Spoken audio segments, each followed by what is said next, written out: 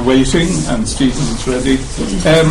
We're delighted today to have Dr. Stephen Kinsella, doctor with 2 PhDs, I was just slagging him, one from Galway and one from the New School in New York. And Stephen, who you know as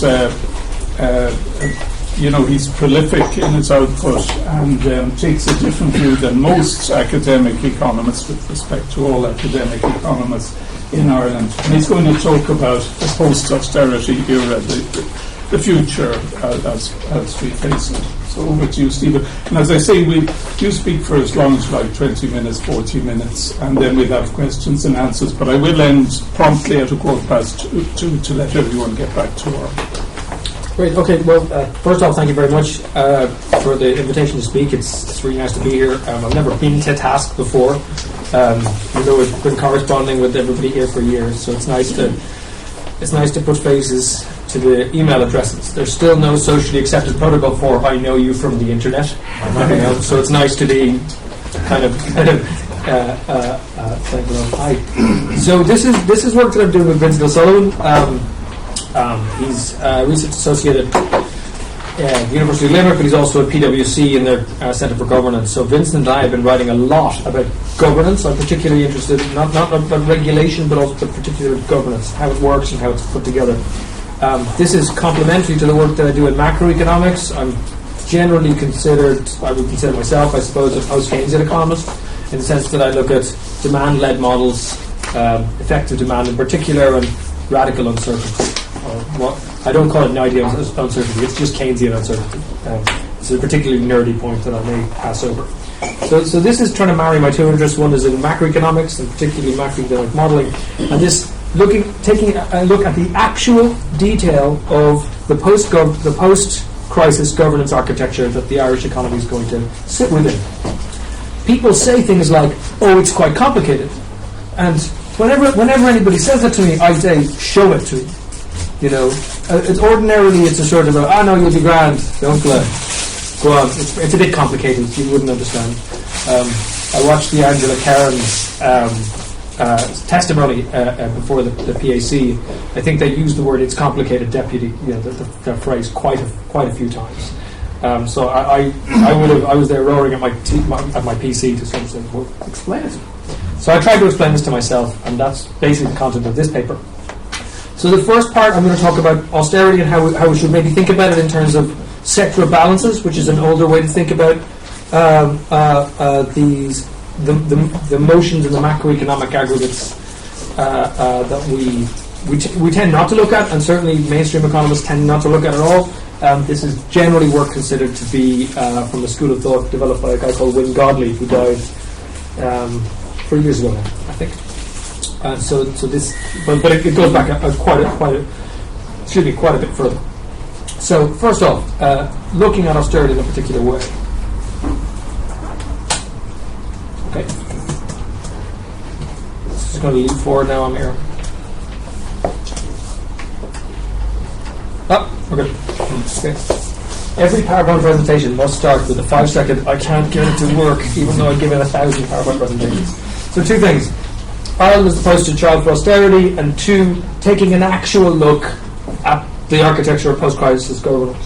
So I wrote a paper in 2012 called "Ireland is not the poster child for austerity" in the Cambridge Journal of Economics. Essentially, what I showed is that you cannot. Ireland and Denmark actually are often touted as the poster children for austerity, particularly their 1980s experience. But again, if you go and you dig back into the macroeconomic series in the 80s in particular, you find that Ireland's austerity episode was actually capital expenditure dropping, not really current expenditure, and certainly not in real terms. So when you look at it carefully, you find that they just didn't build more roads for a while. That's essentially it. They didn't do the kind of swinging cuts that say Greece is going through, or that we went through in the past. Then I was asked to update the analysis, given that we'd exited the bailout in a paper which I think was published yesterday, the day before. It's quite an interesting paper because I think it's the only time I'll ever be on the same page as Hans Werner Singh, which is good. But it's essentially the journal issue is me, Philip Lane, Patrick Honohan, Aidan Regan, and John Fitzgerald, and the four of them are basically going, it's grand lads, we're sorted, and I'm going, well, no, we're not. And this is why. So these are what are called the sectoral balances. Effectively, what you do is you decompose the usual macroeconomic accounting identity, which is y is equal to c plus I plus g plus x minus m, into its imbalance form, which is essentially to take the different elements, government expenditure minus taxes, which is the public sector, the private sector, which is savings minus investment, and the world, effectively exports minus imports, and you look at them in nominal terms. You take out net factory income from abroad, from the private system in the Irish case, and you find the following. There is an accounting identity which says that S minus I is equal to G minus T plus X minus M. It is true because it's true. It's always true because that's the way the macroeconomic time series were developed by Richard Stone and Simon Kuznets in the 1940s and 50s. Okay? But these things always sum to zero. And what you see, the green line there is the public expenditure. And if it's below zero, what it means is T is greater than G, so we're running a budget surplus. This is a primary surplus. Okay? And obviously, after 2008, it blows negative, and then it's come back to around zero. Actually, we're looking pretty good. But then you look at the private sector, which is S minus I. The savings rate dropped massively in Ireland before the crisis, and then obviously exploded, precautionary saving and everything else, deleveraging, but also investment. You can see it's vaguely constant up until about 2008, and then we start running these massive savings. And where is this being accommodated? It's being accommodated by the rest of the world. You can see the line, the blue line there, vaguely flat, even dropping even from 2004 to 2008, and then it just shoots way up. It shoots way up because the rest of the world is willing to hold the debts. The government is willing to run up, and the private sector is willing to run up. This is incredibly important. We often talk about ourselves as a small open economy, but actually, if we weren't as open, this would not have happened. Okay, it's our degree of openness which, in a sense, has saved us from ever more swinging cuts. The rest of the world has been able to take the rest of our debts. Right now, a lot of that are the bailouts. A lot of it is the banking crisis, but importantly, the institutional specificities that the Irish economy have effectively ensure that we're going to be able to take this kind of thing because we're more flexible. When somebody punches us, we tend to react. We tend to react in an accommodative way. So we're at this weird moment. So this is quarter 3 2012 data. At this weird moment, so apologies for anybody watching on the internet. Jump on. The government has said they're going to pull this line down. Okay, this line is going to come down a little bit. Well, that means one or two things have to happen. These are basically balanced now. So this is basically zero. If the government pulls this down, then this either has to come up or this has to kind of come down. Either this is going to shoot down, in other words, we're going to see less investment and more saving, or this is going to shoot up, in other words, our exports are going to increase. But we know something is happening to exports in Ireland at the moment. Right. So we know that this X is going to be much weaker in terms of its ability to grow. In fact, what I'm going to argue in a second is that macroeconomically speaking, we should consider X as exogenous to the system. You know? It's not, obviously imports are endogenous to the system, but X is really exogenous. It's really got a lot to do with us in a certain sense, which is again something I'm going to show you. It's going to help us in the end. So we have this very interesting point of balance, and maybe next year I'll come back and I'll update this chart and we'll see what happens. Right? Either the private sector does much more deleveraging, or the Paperclip doesn't happen as much. Now, if you read the Department of Finance's working paper on this, the Department of Finance's working paper on the Paperclip says, yeah, well, so it's there, but the employment effects aren't that big, therefore it's not going to contribute massively to domestic demand, so it'll be okay. Which in a certain sense is a particular denouement of the whole multinational trading experience, if you like, the fact that they're saying that, but it may be true. If it's true, then the M component of this won't change overly. So that's the first thing. The sectoral balance is a different way to view austerity. But openness is the key. This is our trade balance. So you've got exports, imports, and the trade surplus. It's that green line there. At the bottom, look at the difference in how exports and imports perform post-crisis. So pre-crisis, they basically mirror each other. Right? We obviously export more than we import. So one line is always going to be above the other. But look at the alternative performance post the crisis. Post the crisis, again, sorry, tend to leave around a lot. Post the crisis, the import reaction is totally different. Okay, if you were what's pejoratively called a hydraulic Keynesian, you would believe that our marginal propensity to import has changed. Right? This is flattened off. It's flattened off because people don't have money to buy imported stuff. But but M times Y has suddenly changed. And what has happened here is because this is recovered. If you just draw a line there, you don't need a regression. Just draw a line. This is recovered effectively to its pre-crisis levels. But there's a Paperclip coming, so then that may drop off. That's number one. But number two, if you again draw your regression line, this is where this should be. Okay, that difference is mirrored here. You can see that there's been a secular improvement in our trade surplus, not because our exports are doing so much better, they've returned to trend, but because our imports have effectively changed. Our margin propensity to import, in fact, has changed. Right?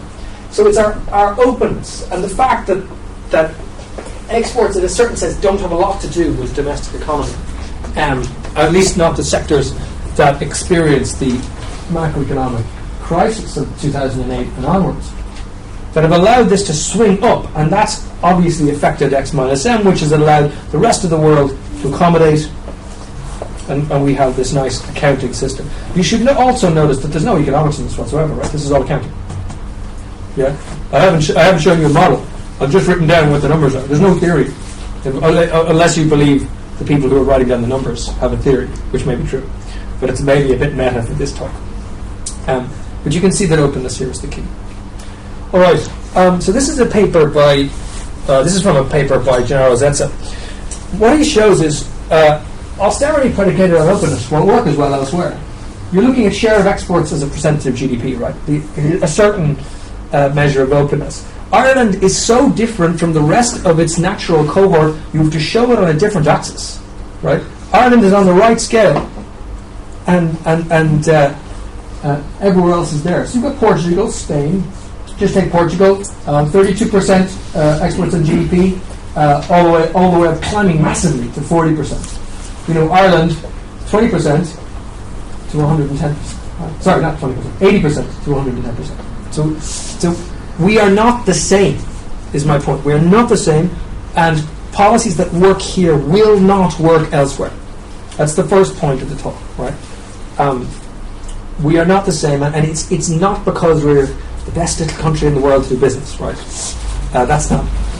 That may be a residual effect. What we're actually looking at in this case is a set of institutional regularities, if you like, that make Ireland, in a certain sense, more amenable to austerity type measures. That doesn't necessarily mean we're the poster child.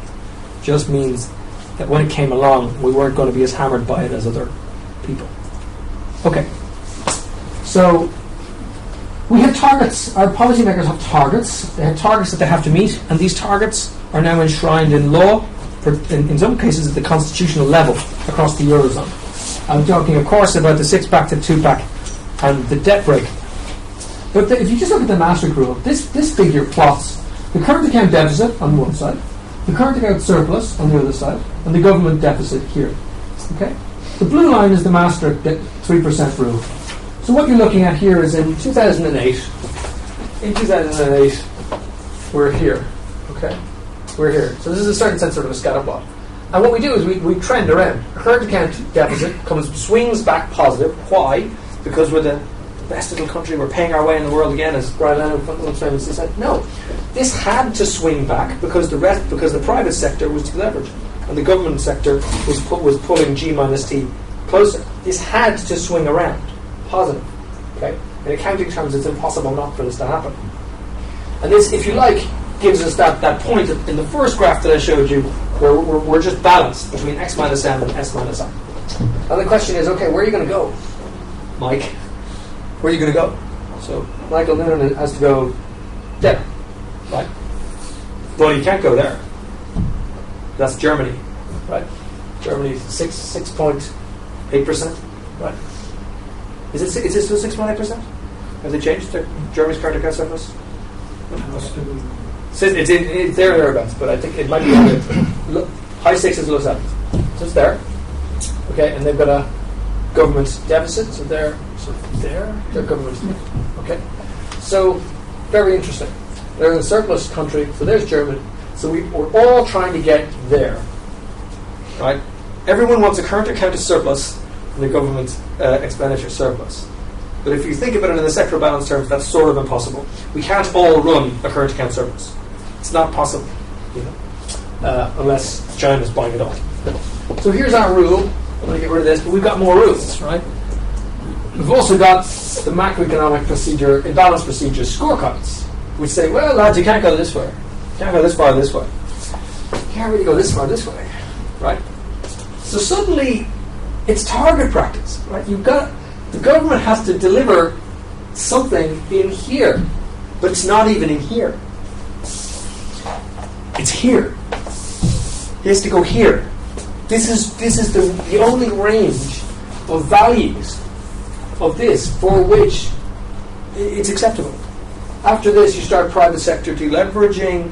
Things start getting messy. You might start getting fines and everything else. And then don't forget as well, you're only looking at the current account. The current account is not a variable the government controls. Yeah, it's not like G. It's not a variable the government controls. This is an output. This is an outcome of various policies, of course. But this is in a sense is the Irish economy's reaction to the global economic environment, right? Plus its own individual issues. But the likelihood of getting it there, as opposed to there, it's very low. I would imagine it's very low. But if you imagine this line here is the government deficit, the government is pulling this line in here. It's trying to get to this line here, or even slightly more. If you read the latest forecasts in the SPU, which was published this week, they only want a deficit of 85 million by 2017. You've got to admire their persistence and pretended precision. Okay, so government policy is now target practice. That's hard. That's very hard in a very, very uncertain international environment. If you just think about it, we've got Chinese GDP massively off the mark. We've got housing slowing in China. My own personal favourite measure is golf courses built in countries. If you look at just a little bit of economic history, you see that in Japan in the 80s, in Ireland in the boom, and in China at the moment. There's I call it a hubris index, right? You just see massive amounts of golf courses as the new middle class run in and start doing it. The number of golf courses built in China has dropped precipitously. I view this as an important forward indicator. Don't think you can get it published in the Cambridge Journal of Economics, but it's there to look at. All right. So this policy is target practice, sustained systemic threats to the Irish economy. Ukraine, Syria, China, and anything to do with quantitative easing that doesn't help us directly. It probably will when Draghi gets a hold of it. But maybe we can talk about that afterwards. All right. Some very open economy. Do you want to take some bets? It may be worth doing it now. Is this a gambling house or not? Depends. What odds would you give me that we're going to get inside that green triangle in the next 3-4 years? Okay, that's the first part of the talk, which should be summarized as we are different. We're not the same as other European economies. Austerity policies that worked in Ireland, to the extent that they did work, will not work elsewhere. Number 2, or point 2 today. There is a new global regulatory architecture that is absolutely unsurpassed in A, the level of its complexity, and B, the level of its coordination, the coordination that it expects from everywhere else.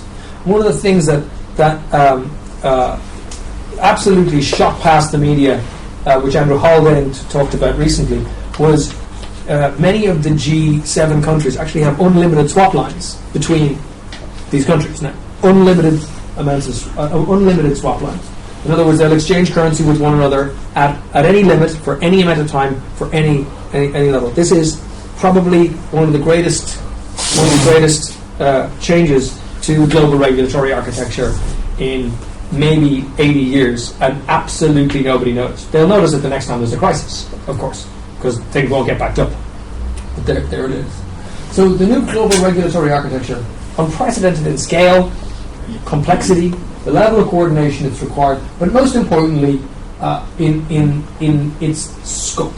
This thing is designed to literally impose the Anglo-Saxon banking model on everywhere simultaneously. So Chinese banks, Islamic banks, American banks, Turkish banks, all treated the same.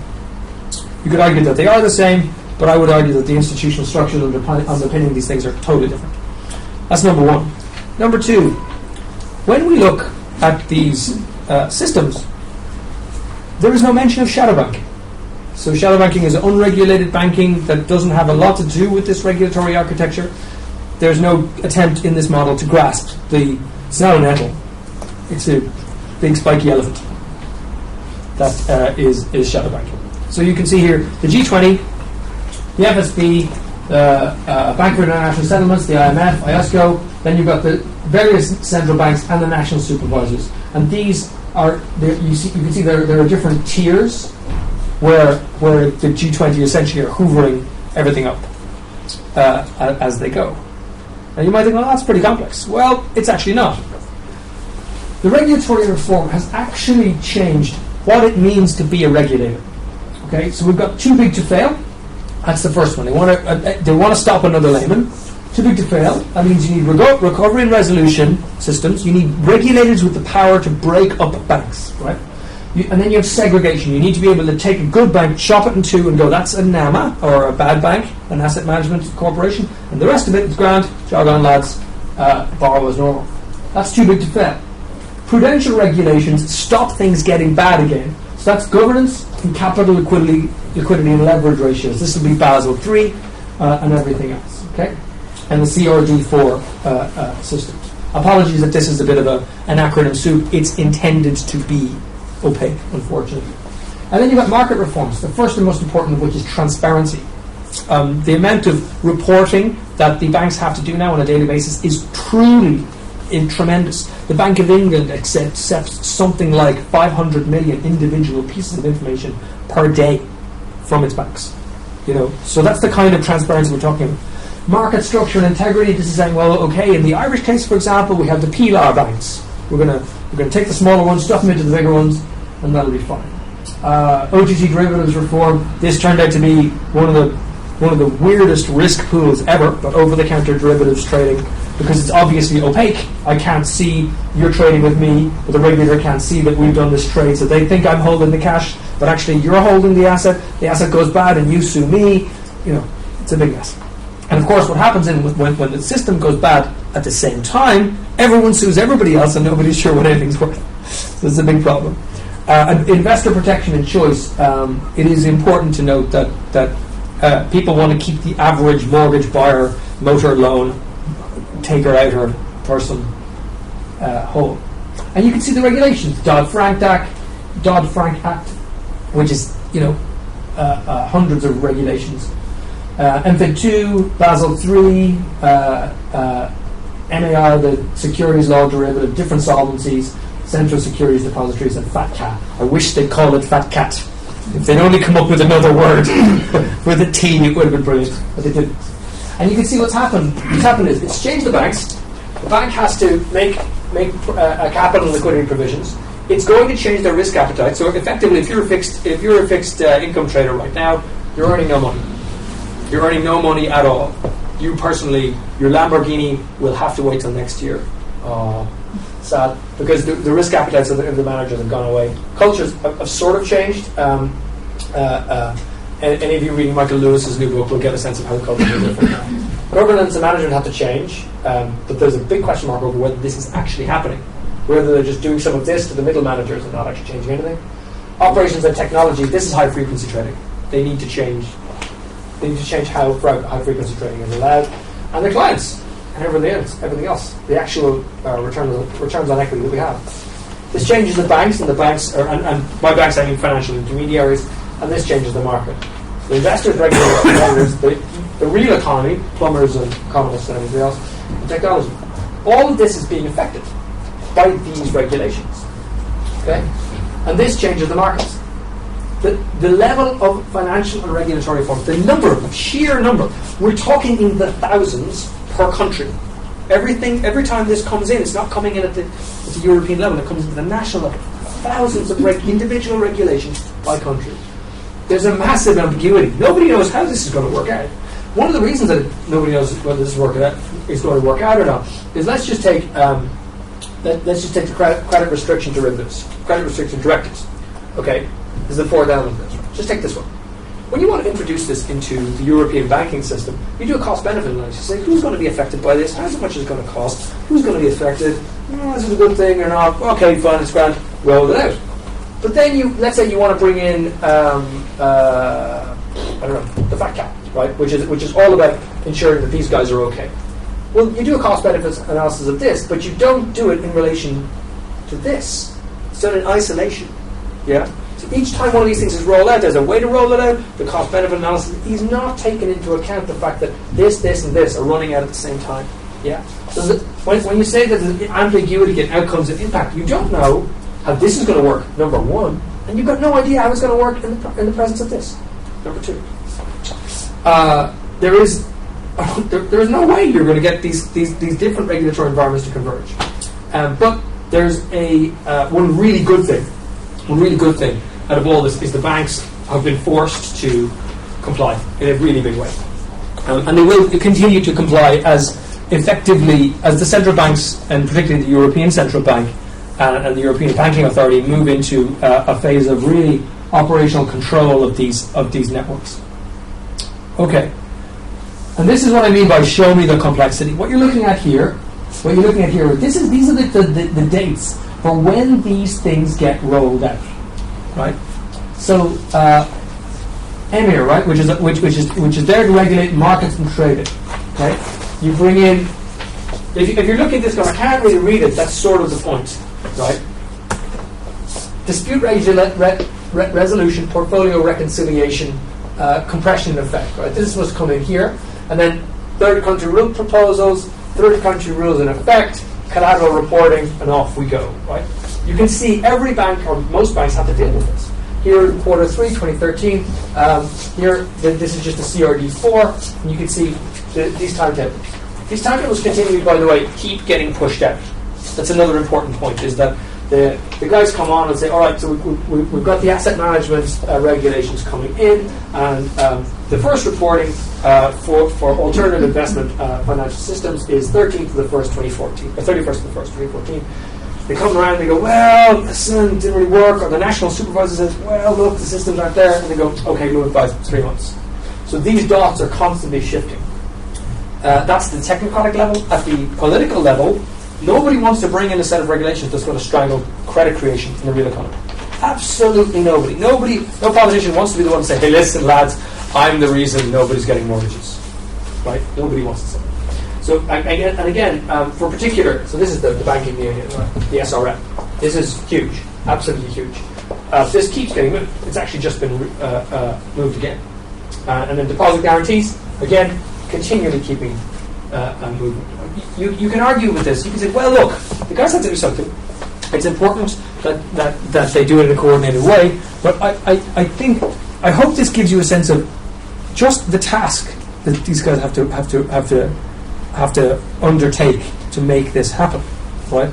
And people give our civil servants a lot of stick, and particularly the Department of Finance has gotten a lot of stick. But you have to take your hats off. Have to take your hats off to them and to the guys at the central bank for doing this kind of stuff. They're feeding directly into this, and when you look at what they have to deal with, it's very difficult to criticise them actually in any formal way, because they really have a huge amount on their plates, and it's one of the reasons that I'm very when I can be nice to them, I am deliberately nice to them, because I understand what they have to deal with, and I think that the level of analysis is important. So how do you keep this all on track? Well, number one, complexity. I don't mean complicatedness, I mean complexity. I mean, you can't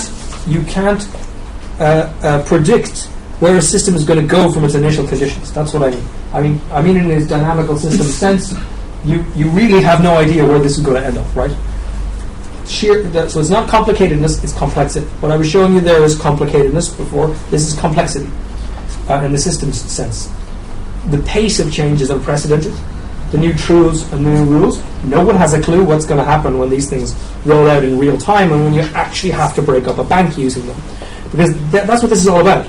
This is all about getting to a situation like you have in the US, where a bank goes bust on a Friday, and on a Monday, the entire bank management is gone, they're cleared out, there's a resolution process in place, the regular depositors, 9 to 5, Monday to Friday people, are protected, the rest of the assets and the liabilities of the bank are worked out behind closed doors, and the system kind of moves on, right?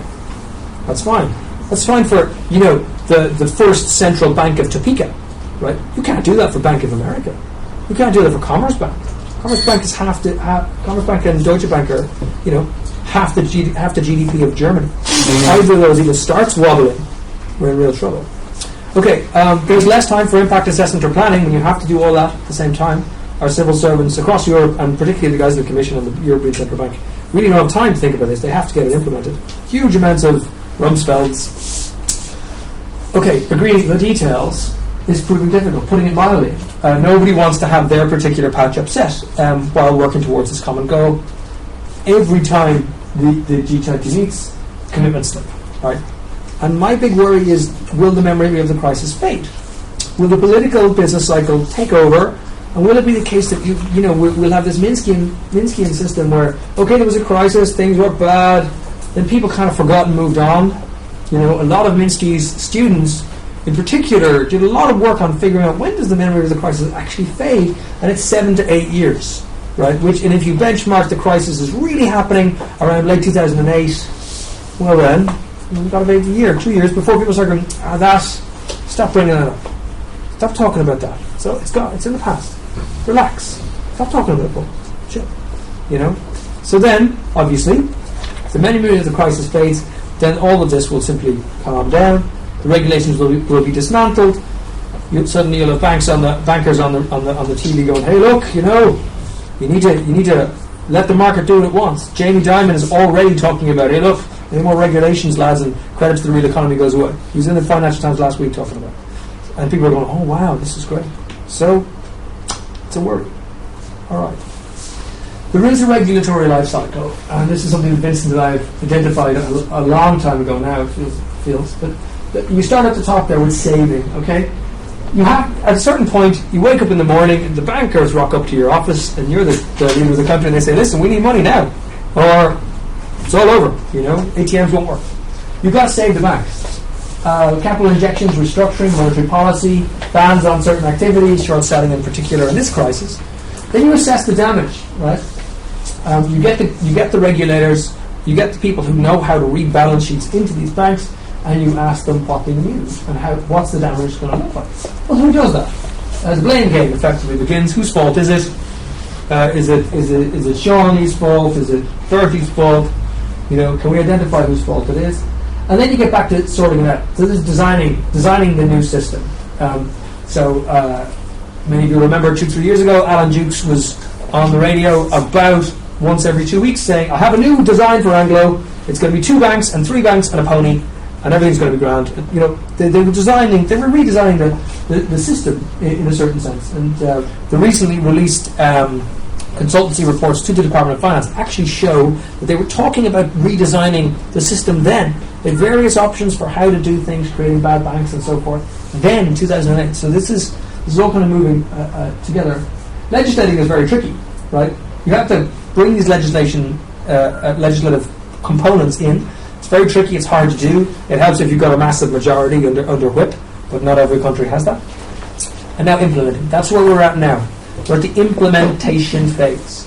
Somebody has to actually impose these things on banks when they're there. There's a reason Basel III doesn't come in for another 3 years, right? 4 years even. Okay, and then rethinking. After a couple of years, if you accept the Minsky story, people forget. They think these regulations are way too cumbersome. Get rid of them, it'll be fine. Credit goes up, and the whole system kicks off again. So this is the regulatory life cycle, and this is where we are, very much. And so there's a question of how do you implement, and the people charged with implementing, I would imagine get very annoyed with people like me, going, well. They're like, well, if you have such a good idea, if you've got a better idea, give it to us. We'll do it. So I don't want to spend too much time on this, but it is important that we ask what regulators are doing. They're moving from conduct. Regulators are moving from conduct to culture. Right? They're not saying, did you fill out that form at 12 o'clock on Tuesday? They're looking and they're going, what's your culture? What's your leadership look like? What's your ethical framework? What's your control framework? How do you make sure that things are working out? What are your reward structures? Do you get rewards for booming up your share price in the third quarter of every year? And have you got clear expectations? So this is not just risk regulation, but meta-risk regulation. This came in after 3 Mile Island.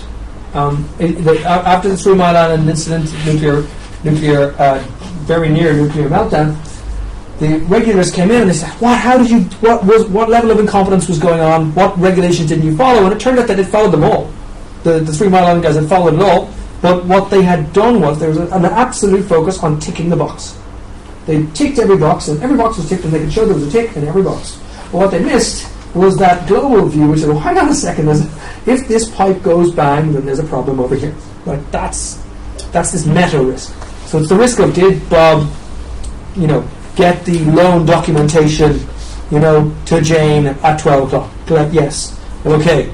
Are they lending it to somebody who already has 25 loans? There's 2 levels, and there's no notion to look at. And this seems to be where they're moving. So conduct risk. This focus now on conduct risk, this is new, this is a different type of macroprudential policy. Wholesale conduct risk means market-to-market activities. Can you focus on how these things are working? So this is products delivering poor outcomes to either the market, counterparties or end users, right? And retail conduct risk. So this is very much, the first is B2B, and the second is B2C. So looking at how these things actually deliver outcomes to people like you and me who want to take out a motor loan or redevelop our house or whatever. Right? How does that actually change? Right? The regulator concern is when you have incentives around distribution and sale of mortgages, derivatives, insurance, LIBOR, right? If you're thinking LIBOR, fixing, exactly, right? And foreign exchange markets, then that's it. Every time there are these concerns that come up, and all the reports focus on culture. I don't know, most of you have read the Reagan report, and you've read Holohan's report. All of it, there's a good section in each of these reports which focus on culture, which focus on this groupthink idea and weak political systems and all that. And it's maybe that culture that we want to erase or modify, and it's the hardest thing to erase or modify, because the rest of it, the guys will find a way around it if we don't. Okay, there will be a fallout for more regulation, and there's changes to arbitrage, competition, culture, deleveraging, shadow banking, risk management, restructuring, all of this. There's a change to every single one of these activities via the new corporate governance, or the new financial governance framework. And we go through that in the paper a bit, but essentially what you can see is this is a non-exhaustive list, but all of this, the conduct of this changes as you change the regulatory environment, and you can end up confused and lost and disoriented and bewildered and everything else. Okay, let me stop. Ireland should not be held up as the poster child for uncertainty. We're a special case. Imposition of similar rule sets is very unlikely to achieve similar aims in different countries. The new global governance architecture is absolutely unprecedented. It's not like, people talk a lot about 1929, they tend to forget about 1931, right? And it's a little bit of a mess, but essentially there is no historical precedent for the amount of regulation that's going on. there are pools of risk all over the place that nobody really knows what to do with. In fact, not only do they know what to do with, they haven't been created yet. And we may see the law of unintended consequences writ large. So let me stop there and thank you for your time. Okay, thanks very much, Stephen.